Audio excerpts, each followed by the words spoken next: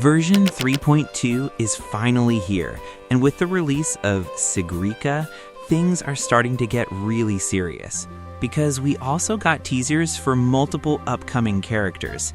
That includes Hiyuki, who looks like a possible Glacio sword user, Denia, another character who might end up being a support for an existing DPS, and of course Lucillia, who was already teased before.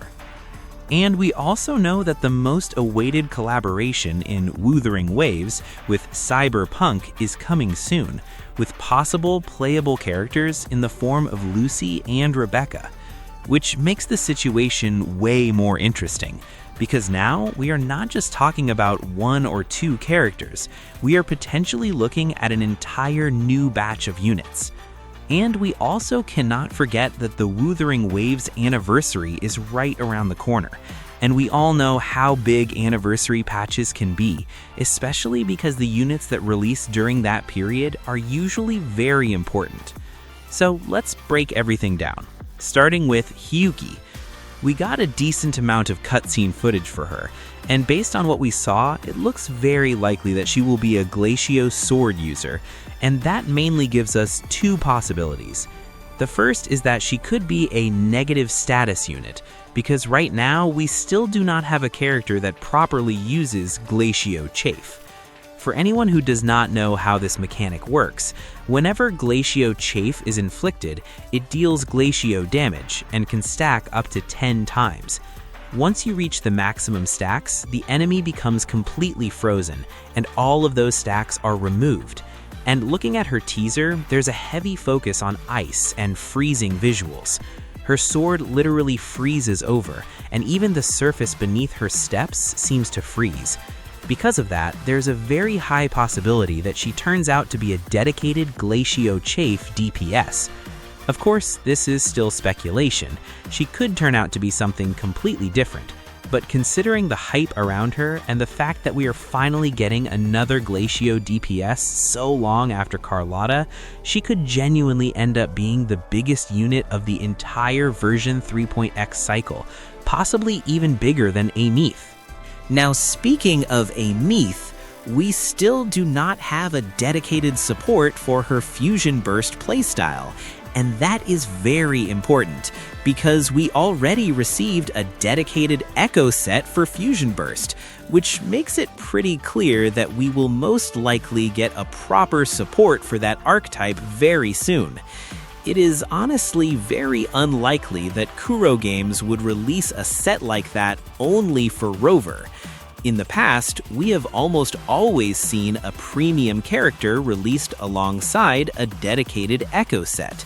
So even if Rover does end up getting a fusion form, there is still a very high possibility that we also get a premium limited support. And that brings us to Denia.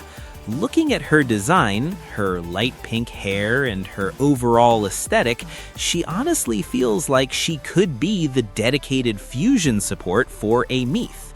If that happens, then the future Fusion Burst team could end up looking something like Chisa, Denia, and Amith. But then we still have to ask a very important question. Who is going to be the dedicated Glacio support for Hiyuki? Because out of the units teased so far, none of them immediately look like her support.